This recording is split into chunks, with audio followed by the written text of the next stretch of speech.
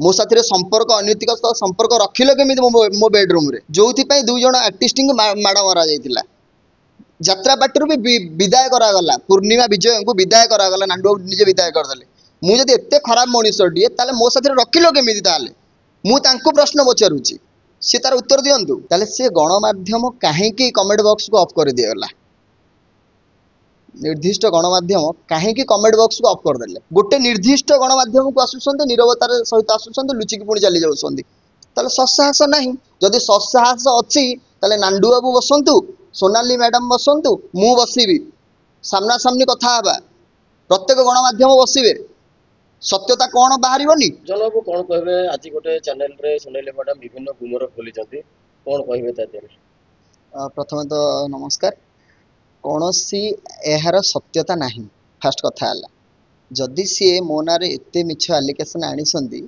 ताले सी स्पष्ट भाव में प्रमाण दिंतु कौ झील साथी मु राति बीतई पाखे फुटेज अच्छी ना नहीं ताले से प्रमाण दिंतु छुआ को 2 मास होइथिला घर लोक आपनकर छुआ को नै गला ना छुआ को 2 मास हे नथिला छुआ को वर्षे 6 मास होइथिला मु प्रथम रे एटा कहिथिली वर्षे 6 मास होइथिला हम दुई जण मिसी यात्रा को आस्थिलु यात्रा बेटे के आस्थिलु जेतु मो फैमिली रे मु छुआ को छाड़थिली मो बापा मांग पाखे ताको जेहेतु आपण नाबालिक समय रे बाहाइथिला आपण घर लोक विब्रत हेकिनि ताको मामू घर नै के प्रथम लुचै देले तापर को अलगा जगह रे रहिया पई करले ना ना ना ना ना नाबालिक हो नथिला साबालिक होइथिला आपण चिंता करंदु गोटे व्यक्ति तांकर 3टी परिचय चेंज करिसंती 3टी देखंतु जेतेले हाई कोर्ट रे पिटिशन मो ना रे जाइथिले दवा पई 27 वर्ष थिला जेतेले मो वोटर कार्ड रे आपण माध्यम रे देखैली 29 वर्ष एबे सी स्पष्ट भाव में कहउछन 1999 मसिया रु 2025 भीतर तांको होची 26 वर्ष ताले आपण केमिति जनसाधारण केमिति विश्वास करिवे किए सत कहूची किए मिछ कहूची तो विचार तो जनसाधारण करेंगे कौन डाउट ना किंतु एठी आपण जानतु जदि गोटे झील 1999 मसीह जन्म है 2025 आज की है ताले ता भीतर 26 वर्ष आम जो स्कूल रे पाठ पढ़ुचे से ही समय 5 वर्ष रु 6 वर्ष जिते हुए से प्रथम श्रेणी में आम पाठ पढ़ा पड़ी थाए सी कौन 2 वर्ष रु स्कूल रे एडमिशन करथिले कि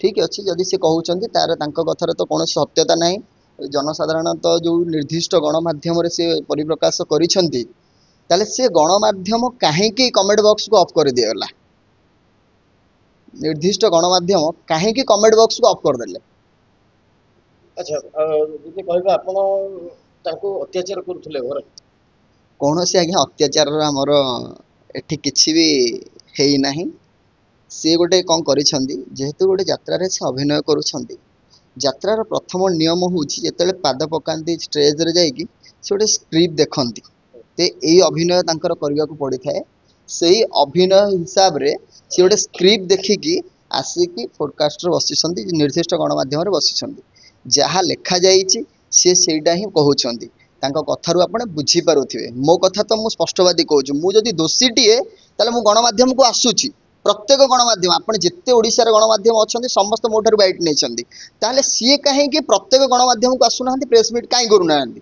गोटे निर्दिष्ट गणमाध्यम को आसुँच नीरवतार सहित आसुँच लुचिकी पुणी चली जाउछंती ताले ससाहस नाही ताको कहबा हिसाब रे जतेबेले से 15 वर्ष बयस रे जतेबेले से गर्भवती हेले ताकर आपण केयर नै नउथिले कटक रे ताको साई पड़िसा लोक ताको केयर नउथिले हॉस्पिटल न बाणीबा करूथिले गवर्नमेंट हॉस्पिटल को बुझी पाइले ना जतेबेले ताकर पिला हबार थिला गर्भवती हे सल्ला परे छुआ पिला हबार थिला से समय आपण केयर नउथिले डॉक्टर केना नउथिले ओडिसा घर लोक माने ताको डॉक्टर ना ना ना तबे को आपण कटक रे ना ना ना हमें पुरी रे रहउथिलु एक्चुअली पुरी रे रहउथिलु सेतेबेले मो पड़ोसी थिले मोर गोटे सांग थिले चिन्नू थिला बहुत अन्यान्य थिले आमे समस्ते से समय मोमेंटा केते कष्टदायक सेटा आमे निजे फील करूँ जी कष्ट करी सी जानी केते दुखदायक समयटा थिला आज सी रंगर पाउडर माखी कि ऊपर ठिया है जो अभिनय कर यात्रार अभिनय आसिक समाज आगे जो अभिनय करी बर्तमान आम समाज को गोटे प्रदूषण कर दौरान आ समाज को समस्त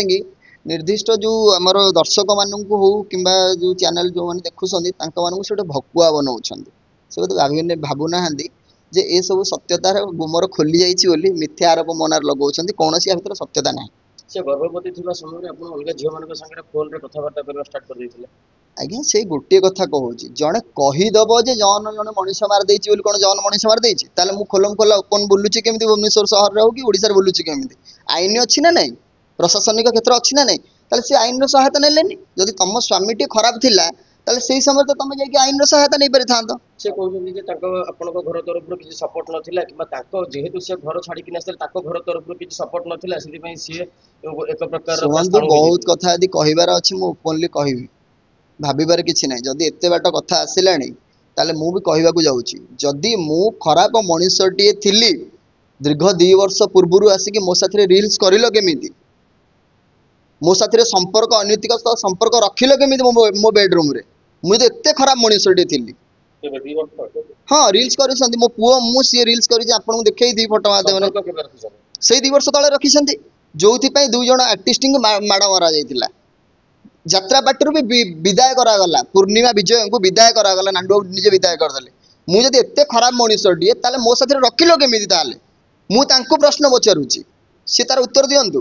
ସେ ଆଉ ଗୋଟେ କରିଛନ୍ତି, ପ୍ରଶ୍ନ କରିଛନ୍ତି, ମାନେ କହିଛନ୍ତି ହୁଁ। ଯେ ଆପଣ ଅଲଗା ଝିଅ ମାନଙ୍କୁ ରୁମକୁ ନେଇକିରି ଆସୁଥିଲେ ଏବଂ ତାଙ୍କ ସାଙ୍ଗରେ ସମ୍ପର୍କ ରଖୁଥିଲେ ତାଙ୍କ ପ୍ରେଜେନ୍ସରେ, ରଙ୍ଗଶାଳା ବନେଇଥିଲେ ତାଙ୍କ ଘରେ। ମୁଁ କଣ ଆଜ୍ଞା ଏତେ ବଡ ନାମୀ ଦାମୀ ଗୋଟେ ଘରର ରାଜଉଆସର ରାଜା ପୁଅ ଯେ ମୁଁ ଆଣିକି ମୋ ଅର୍ଦ୍ଧାଙ୍ଗିନୀ ଥାଉ ଥାଉ ମୁଁ ଅନ୍ୟ ଝିଅଙ୍କ ତଳେ ରାତି ବିତେଇବି? ଏଇଟା ଆଜ୍ଞା ତାଙ୍କର ଗୋଟେ ନାଟକର ଗୋଟେ କାହାଣୀ ଥିବ ବୋଧେ, ସେ କାହାଣୀ ଆଣିକି ଏଠି ଦୁନିଆକୁ ଗୋଟେ ବୋକାଚୋଦା ବନଉଛନ୍ତି। ଭାବିବାଟା ଭୁଲ, ଏଠି ସମସ୍ତେ ଅନ୍ଧ ନୁହନ୍ତି। ଯଦି ଆଜି ଗୁମର ଖୋଲିଛି, ତମେ ଆସିକି ମିଥ୍ୟା ଆରୋପ ମୋ ନାଁରେ ଲଗଉଛ, ତମେ ଆଗରୁ କହିଲନି ମୋ ସ୍ୱାମୀ ଖରାପ ବୋଲି? 5 ବର୍ଷ ପୂର୍ବେ କେମିତି ତମେ କହିଲ ମୋ ସ୍ୱାମୀ ନାହିଁ ବୋଲି, ମୋ ପିଲା ଛୁଆ ନାହିଁ ବୋଲି କେମିତି କହିଲ? ଆଜି ମୋ ମାର ପରିଚୟ ଦବା ପାଇଁ, ମୋ ଛୁଆକୁ ଦବା ପାଇଁ ମୁଁ ସାମ୍ନାକୁ ଆସି ଗୁମର ଖୋଲୁଛି। ଯଦି ସତ୍ସାହସ ଅଛି ତାହେଲେ ନାଣ୍ଡୁ ବାବୁ ବସନ୍ତୁ, ସୋନାଲି ମ୍ୟାଡାମ ବସନ୍ତୁ, ମୁଁ ବସିବି, ସାମ୍ନା ସାମ୍ନି କଥା ହେବା, ପ୍ରତ୍ୟେକ ଗଣମାଧ୍ୟମ ବସିବେ, ସତ୍ୟତା କଣ ବାହାରିବନି? ନିଶ୍ଚିତ ଆଜ୍ଞା ସତ୍ୟତା ବାହାରି ପଡିବ। ନା ଆଜ୍ଞା ମୁଁ ସମ୍ମାନ ଦେବି, ଯେହେତୁ ମୁଁ ଗରିବ ହେଇଥାଇପାରେ କିନ୍ତୁ ସ୍ୱାଭିମାନ ଆଉ ସମ୍ମାନରେ ମୁଁ ନିଶ୍ଚିତ ତାଙ୍କୁ ସମ୍ମାନ ଦେବି। ନାଇଁ ନାଇଁ, ସ୍ତ୍ରୀ ହେଲେ ବି ଆଜ୍ଞା ସିଏ ବହୁତ ବଡ ଆଉ ମୁଁ ବହୁତ ଛୋଟ, ଯେହେତୁ ସେ ବୟସରେ ନାହିଁ, ଯେହେତୁ ସିଏ ଗୋଟେ ହାଇ ପ୍ରୋଫାଇଲ ଲେବୁଲରେ ବଞ୍ଚିଛନ୍ତି। ମତେ ବି ସେ ବିଗତ ଦିନରେ କହିଥିଲେ ମୋ ଔକାତ ବହୁତ ଉପରେ, ତୋର ଔକାତ କଣ ଅଛି? ନିଜେ ସୋନାଲି ମତେ କହିଥିଲେ, ତୋର ଔକାତ କଣ ଅଛି? ଆଚ୍ଛା, ବର୍ତ୍ତମାନ ଯୋଉ କୋର୍ଟରେ କେସ୍ ହେଲା ପରଠୁ ଆପଣ ପାଖକୁ ନୋଟିସ୍ କିଛି ଆସିଛି? କୌଣସି ନୋଟିସ୍ ଆଜ୍ଞା ତାଙ୍କର ଖାରଜ ହେଇସାରିଛି, ଯେହେତୁ ସିଏ ମିଥ୍ୟାରେ ଗୋଟେ ଯାଇକି କେସ୍ ଦେଇଥିଲେ। ମତେ ଲାଗିଲା ତାଙ୍କ ହାଇକୋର୍ଟରେ ତାଙ୍କର ସେଇଟା ବୋଧେ ରିଜେକ୍ଟ ହେଇଯାଇଛି। ମୁଁ ଯେହେତୁ ନୋଟିସ୍ ମୋ ପାଖକୁ ଆସିନି, ମୁଁ ଜାଣିନି ସେ ବିଷୟରେ। ଆଜିକି ଦୀର୍ଘ 15-17 ଦିନ ହେଇଗଲାଣି, ଯଦି ପିଟିସନ ବାଡେଇବାର 4 ରୁ 5 ଦିନ ଭିତରେ ନୋଟିସ୍ ଆସିଯାଏ। ବୋଧେ ସେ ନୋଟିସ୍ ଏଥିପାଇଁ ଆସିପାରିନି, ସେ ମିଥ୍ୟା ଆଇଡେଣ୍ଟିଫାଏ ନେଇକି ଯାଇଥିଲେ ବୋଧେ, ସୋନାଲି ପଣ୍ଡା ନାଁରେ। ସେ ବୋଧେ ପ୍ରଥମରୁ ତାଙ୍କର ଓକିଲ କହିଛନ୍ତି ଯେ ସୋନାଲି ପଣ୍ଡାଙ୍କ ନାମରେ ଅଭିଯୋଗ, ମାନେ ଶ୍ରୀକ୍ଷେତ୍ରଙ୍କ ନାଁରେ ଅଭିଯୋଗ କରିଲେ ସୋନାଲି ପଣ୍ଡା, ବୋଧେ ସୋନାଲି ପଣ୍ଡାଙ୍କ ନାମରେ କୌଣସି ଆଇଡେଣ୍ଟି ନାହିଁ। କିଛି ଦିନ ପୂର୍ବେ ସେ ମୋ ଏରିଆକୁ ଯାଇଥିଲେ, ମୋ ଗାଁକୁ ଯାଇଥିଲେ, ଯେ ଯାଇକି ସେଠି କହିଥିଲେ ଆଜ୍ଞା ମୁଁ କୋର୍ଟ ଆଫିଡେଭିଟ୍ କରିବା ପାଇଁ ଚାହୁଁଛି ସୋନାଲି ପଣ୍ଡା। ତାପରେ ସେ ପ୍ରଶ୍ନବାଚକ ସେଠି କରିଥିଲେ ଯେ ମୁଁ ଏରିଆ ଲୋକ ମତେ ଖବର ଇନଫର୍ମେସନ କରିଥିଲେ। କିଛି ଖବର ପାଇଛନ୍ତି ସେ କୋଉ କୋର୍ଟରେ ଯାଇକି କେସ୍ ଅପିଲ କରିଛନ୍ତି? ହଁ ହଁ, ଅପିଲ ଯେହେତୁ ଆମ ଏରିଆରେ ତହସିଲଦାର ଅଛନ୍ତି, ତାଙ୍କ ପାଖକୁ ଗାଁକୁ ଯାଇଥିଲେ। ଗାଁରେ ଯାଇକି 2 ଦିନ, ଏଇ ମାତ୍ର 2-3 ଦିନ ତଳ କଥାଟା। କେସ୍ ନାହିଁ, ସେ କୋର୍ଟ ଆଫିଡେଭିଟ୍ କରିବାକୁ ଯାଇଛନ୍ତି ଯେ ମୋ ନାଁ ସୋନାଲି ପଣ୍ଡା କରାଯାଉ ବୋଲି। ଯେହେତୁ ସେ ଫସି ଯାଇଛନ୍ତି, ସେଟା ସମାଜ ଆଗକୁ ସତ୍ୟ ଆଣିବା ପାଇଁ ସେ ଯାଇକି କୋର୍ଟ ଆଫିଡେଭିଟ୍ କରିବାକୁ ଯାଇଥିଲେ। ସେଠି କିଛି ଲୋକ ଥିଲେ, ଆମ ନିଜସ୍ୱ ଲୋକ ଥିଲେ, ସେଠି ତାଙ୍କୁ ମନା କରାଯାଇଥିଲା। ଯେହେତୁ ସିଏ ପ୍ରେଜେଣ୍ଟ ନିଜେ ଯାଇନଥିଲେ, ତାଙ୍କର ଜଣେ ଭଉଣୀଙ୍କ ସ୍ୱାମୀଙ୍କୁ ପଠେଇଥିଲେ। ସେଠି ଲୋକାଲ ଯୋଉ ଯିଏ ଆଡଭୋକେଟ୍ ଅଛନ୍ତି ସେ କହିଲେ ଯେ କ୍ୟାଣ୍ଡିଡେଟ୍ ନିଜେ ଆସିବାକୁ ପଡିବ।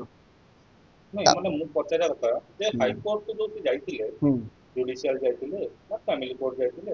ଫ୍ୟାମିଲି କୋର୍ଟ ବୋଧେ ଯାଇଥିବେ, ଜୁଡିସିଆଲ ଯାଇନଥିବେ। ମୁଁ ଏତେ ଜାଣିନି, ଯେହେତୁ ନୋଟିସ୍ ଆସିନି ମୁଁ କନଫର୍ମ ହେଇପାରୁନି। କାରଣ ମୁଁ ଶୁଣିବାକୁ ପାଇଛି ନୋଟିସ୍ ତାଙ୍କର କୌଣସି ବି, ଆମର ଅନଲାଇନରେ ଆମେ ଦେଖୁଥିଲୁ, ଆମ ଆଡଭୋକେଟ୍ ଯିଏ ଅଛନ୍ତି ଦେଖୁଥିଲେ, ଶ୍ରୀକ୍ଷେତ୍ର ପ୍ରସାଦଙ୍କ ନାଁରେ କୌଣସି ନୋଟିସ୍ ମାନେ ଲାଗିନି, ପିଟିସନ ଇଏ ହେଇନି।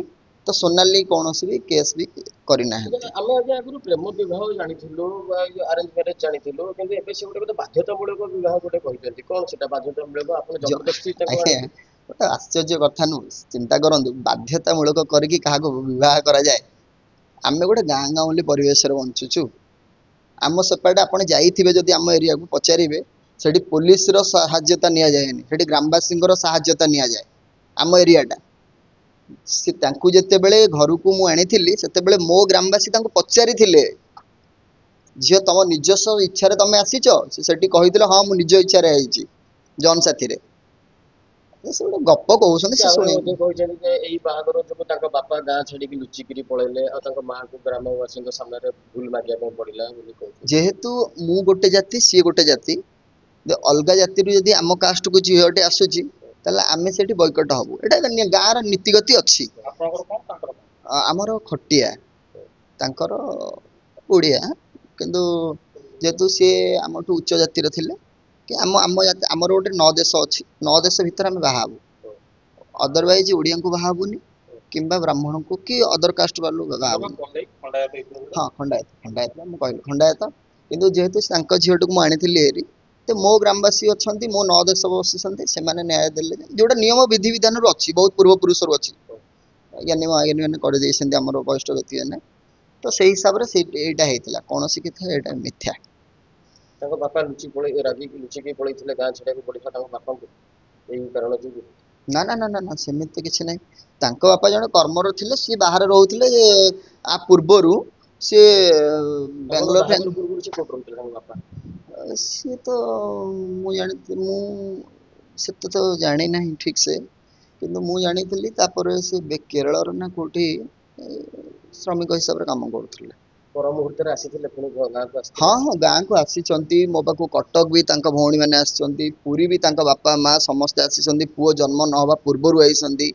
ପରବର୍ତ୍ତୀ ମୁହୂର୍ତ୍ତରେ ପୁଅ ଜନ୍ମଦିନ କରିଲି ଯେତେବେଳେ, ସେ ସେତେବେଳେ କହୁଛନ୍ତି ଯେ ଆପଣଙ୍କର 2 ମାସର ପୁଅକୁ ହେଇଥିଲା, ଆପଣଙ୍କର ମା ନା ବାପା ନା ନା ନା ନା ନା ନା ଆପଣଙ୍କ ମା ବାପା ଆସିକିନି ପୁଅକୁ ନେଇକିରି ପଳେଇଲେ ନା ଜବରଦସ୍ତି ନା ନା ଆମକୁ ନା। ଦେ ବୋଲି, ତମେ ତାକୁ ରଖିପାରିବନି ଏ ଆପଣ ଜାଗାରେ। କେବେ ବି ଯାଆନ୍ତୁ, ମୁଁ ଖାଲି କହିଦେଲେ ବଡ କଥା ହବନି, ସିଏ କହିଦେଲେ ଶୁଣାଣି ହବନି। ଆପଣ କେବେ ନା କେବେ ଇନକ୍ୱାରି କରିବାକୁ ମୋ ଗାଁକୁ ଯାଆନ୍ତୁ।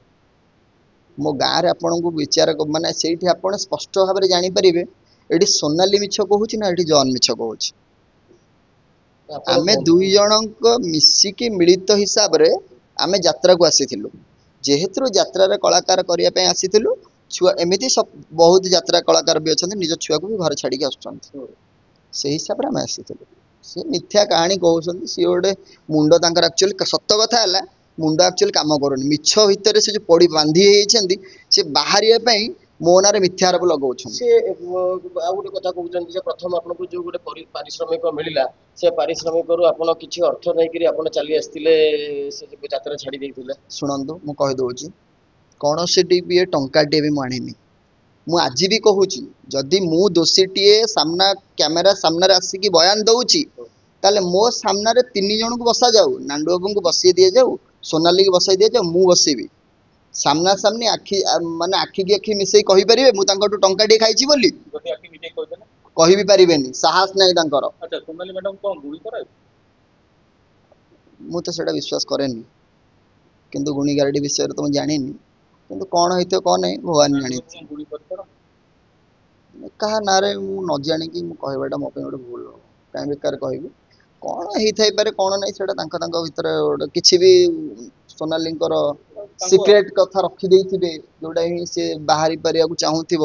ତାକୁ ବ୍ଲାକମେଲିଂ ତ ନାହିଁ, ତାଙ୍କୁ କୁହାଯାଉଥିବ ଯେ ନାଇଁ ତମେ ବାହାରି ପାରିବନି, ବାଧ୍ୟତାମୂଳକରେ ଥିବ। କିନ୍ତୁ ସମୟ ଆସିଲେ ଆପଣ ଜାଣିପାରିବେ କିଏ ସତ କହୁଥିଲେ କିଏ ମିଛ ଆପଣଙ୍କ କହୁଥିଲେ। କହିବା ହିସାବରେ ଆପଣଙ୍କ ସାଙ୍ଗରେ 2 ବର୍ଷ ଭିତରେ ତାଙ୍କ ସାରା ଭଲ ସମ୍ପର୍କ ଥିଲା ଆବେ ଆପଣଙ୍କର। ଆଜ୍ଞା, ମୁଁ ଏବେ 2 ବର୍ଷ ତଳେ ମୁଁ ଆପଣଙ୍କୁ ରିଲ୍ସରେ ଦେଖଉଥିଲି, ଇନଷ୍ଟା ରିଲ୍ସ କରିଥିଲୁ, ପୁଅ ସହିତ ସିଏ କରିଥିଲା। ଯେ ପୁଅର ତାର ମିଶିକି ଗୋଟେ ମାର ଗୀତଟିଏ ଯୋଉ ଗୀତ କରିଥିଲେ, ଆମେ ସ୍ୱାମୀ ସ୍ତ୍ରୀ ପୁଅ ହେଇକି ମିଶିକି ଗୋଟେ 3 ଜଣ ବହୁତ ଭଲ ଗୀତଟେ କରିଥିଲୁ। ପ୍ରଥମ କ୍ୱେଶ୍ଚିନ୍ ହେଲା, ଯଦି ମୁଁ ଖରାପ ତାହେଲେ ତମେ 2 ବର୍ଷ ପୂର୍ବେ କେମିତି ଆସିଲ ମୋ ପାଖକୁ? ମୁଁ ଯଦି ଖରାପ, ନରାଜ ପ୍ରଥମ ବର୍ଷ ନରାଜ ମତେ ଡାକିଲ କେମିତି? ମୁଁ ନରାଜ ଗଲି କେମିତି? ନାଣ୍ଡୁ ବାବୁ ଏତେ ପ୍ରୋଟେକ୍ସନ ଭିତରେ ବି ମୁଁ ଯାଇକି ନରାଜ ପଳେଇ ଆସିଛି। ଏଇଟା ବି ମୁଁ ଓପନଲି କହୁଛି। ବାଲେଶ୍ୱର ମୁଁ ଗଲି କେମିତି? ମୁଁ ଯଦି ଏତେ ଖରାପ ମଣିଷଟି, ଠିକ ଅଛି ମୁଁ ଖରାପ ମଣିଷଟି, ତମ ହିସାବରେ ମୁଁ ଅନେକ ଝିଅଙ୍କ ତୈଳ ସମ୍ପର୍କ ରଖିଛି ବୋଲି ତମେ କହୁଛ, ନ ଦେଖିକି ତମେ ଯଦି ଅନ୍ୟ ଝିଅ ମାନଙ୍କୁ ନାଁ ନେଇ କହୁଛ, ତମେ ବି ସୋନାଲି ମ୍ୟାଡାମ ଗୋଟେ ବି ଝିଅ। ପର ଝିଅକୁ ଆଙ୍ଗୁଠି ଉଠେଇବା ପୂର୍ବରୁ ନିଜକୁ ଥରେ ପଚାରିବ, ତୁମେ ବି କୋଉ ମାର ଝିଅ, କୋଉ ବାପାର ବି ଝିଅ। ଏକ ନିର୍ଦ୍ଦିଷ୍ଟ ଗଣମାଧ୍ୟମରେ ଆପଣଙ୍କ ସାଙ୍ଗରେ ଗୋଟେ ଫୋନ ଆଳାପ ଚାଲିଥିଲା ଯେ ଆପଣ କିଛି ଝିଅମାନଙ୍କ ସାଙ୍ଗରେ ଚାଟିଂ କରିଛନ୍ତି, ଚାଟିଂ ତାଙ୍କ ପାଖରେ ଥିଲା, କଣ କଣ ଥିଲା ସତ୍ୟ ସତ୍ୟ? ଆଜିକାଲି ତ ଆଜ୍ଞା ଗୋଟେ ଇନଷ୍ଟାରେ ଆପଣ ପ୍ଲେ ଷ୍ଟୋରକୁ ପଳେଇ ଯାଆନ୍ତୁ, ସେଥିରୁ ଇନଷ୍ଟା ଫେକ୍ ଯେଉଁ ହ୍ୱାଟ୍ସଆପ୍ର ଫେକ୍ ଆଇଡି ବାହାରି ପଡ଼ିବ। କୌଣସି ଅବଜେକ୍ସନ୍ ଏଟା ଭାବିବାରେ କିଛି ନାହିଁ। ହୋଇଥାଇପାରେ ସିଏ ତ ନେଇକି ଯଦି ବଜେଇଥିବେ ତ ତାଙ୍କର ପ୍ରି ପ୍ଲାନିଂ, ବହୁତ ପ୍ରି ପ୍ଲାନିଂ ବର୍ତ୍ତମାନ ଚାଲିଛି, ଏପର୍ଯ୍ୟନ୍ତ ବି ଚାଲିଛି। ଆଉ ପ୍ରତ୍ୟେକ ଜିନିଷର ଡାଟା ମୋ ପାଖକୁ ପ୍ରତ୍ୟେକ ଦିନ ଆଉଛି। ସେ କ'ଣ ପ୍ରି ପ୍ଲାନିଂ କରୁଛନ୍ତି କେମିତି ଫସେଇବା ପାଇଁ। ପୁଣି ନିଜେ ନାଣ୍ଡୁ ବାବୁ ଗୋଟେ ଜଣଙ୍କୁ କହିଛନ୍ତି 40ଟା ଝିଅଙ୍କୁ ନେଇକି ମୁଁ ଜନ୍ ନାଁରେ ଆଲିଗେସନ୍ ଆଣିବି।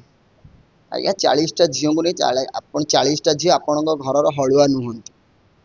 ଝିଅକୁ ଆଣିକି ଆପଣ ରାସ୍ତା କଡ଼ରେ ଛିଡ଼ା କରାଇଦେବେ, ଜଣଙ୍କ ସାଥିରେ ସମ୍ପର୍କ ନାହିଁ, ଜଣଙ୍କ ନାଁରେ ସମ୍ପର୍କ ଯୋଡ଼ିଦେବେ। ବିଜ୍ଞାନ ଯୁଗ ଆଜ୍ଞା। ଯଦି ମୁଁ କେଉଁ ଝିଅ ସହିତ ଅନୈତିକତା ସମ୍ପର୍କ ରଖିଥିବି, ପ୍ରଥମେ ତ ମେଡ଼ିକାଲ ଟେଷ୍ଟରୁ ଧରା ପଡ଼ିବ ନା। ଆଉ ଜଣଙ୍କ ନାଁରେ କହିଦେବେ, ଲଗେଇଦେବେ, ଏ ଯେଉଁ ପଇସା ବଳ, ଏ ପଇସା ଏମିତି କେତେ ରଥି ମହାରଥୀ ହଜିଯାଇଛନ୍ତି, ଆପଣ କେଉଁ ଗାଈର ଗୋବର ମୁଁ। ଆପଣ ସୋନାଲି ମ୍ୟାଡାମକୁ ଚାହାନ୍ତି ନା ନାଇଁ ନାଣ୍ଡୁ ବାବୁଙ୍କ ପାଖରୁ ବଦଲା ନେଉଛନ୍ତି? ଫାଷ୍ଟ କଥା ହେଲା, ସୋନାଲି ମ୍ୟାଡାମଙ୍କୁ ମୁଁ ଆଜି ବି କହୁଛି ମୁଁ ତାଙ୍କୁ ଚାହୁଁନାହିଁ, କି ଭବିଷ୍ୟତରେ ବି ଚାହିଁବି ନାହିଁ। ସେ ଫେରନ୍ତି କ'ଣ ରଖିବେ ନା? ନା ନା ରଖିବେ। ଲଢ଼େଇ କାହିଁକି? ଲଢ଼େଇ କରିବାକୁ ଚାହୁଁଛି ମୋ ଛୁଆର, ମୁଁ ଚାହୁଁଛି ଯୋଉଟା ମତେ ସେଇଟା ମିଳିଯିବା ଦରକାର। ଏପଟେ କହୁଛନ୍ତି ମୁଁ ରଖିବି ନାହିଁ, ନା ନା ମୁଁ ଲଢ଼େଇ କରିବି। ଯେହେତୁ ମୋ ପ୍ରତି 10 ବର୍ଷର ଅତ୍ୟାଚାରଟି, ଗୋଟେ ଯୁଗଟି ଆଜ୍ଞା। ଆପଣଙ୍କ ପ୍ରତି ଯଦି ସେୟା କରାଯାଇଥାନ୍ତା ଆପଣ କେମିତି ଲାଗିଥାନ୍ତା ଆପଣ କୁହନ୍ତୁ। ସମାଜରେ ମୁଁ ଚାଲିଗଲା ବେଳେ ପୁରା ଲୋକ ଟାଇଟା ପରା ମତ ମାରୁଛନ୍ତି, ତାହେଲେ ଡିଭୋର୍ସ କାହିଁ ଦଉନାହାନ୍ତି? ମୁଁ ତ ଚାହୁଁଛି ଡିଭୋର୍ସ, ମୁଁ ତ ଓପନଲି କହୁଛି ମୁଁ ଡିଭୋର୍ସ ଚାହୁଁଛି, ଡିଭୋର୍ସ ମତେ ଦଉନାହାନ୍ତି କାହିଁକି? ହଁ ବହୁତ କଥା, ନାନା ପ୍ରକାର କଥାବାର୍ତ୍ତା କରୁଛନ୍ତି, ଇଆଡୁ ସିଆଡୁ କଥାବାର୍ତ୍ତା କରୁଛନ୍ତି, ମତେ ନିଜକୁ ଖରାପ ଲାଗୁଛି। ମୋ ପୁଅକୁ ହଁ ସେଇ ଟାଇପର ହିଁ ବାର୍ତ୍ତା ଦଉଛନ୍ତି।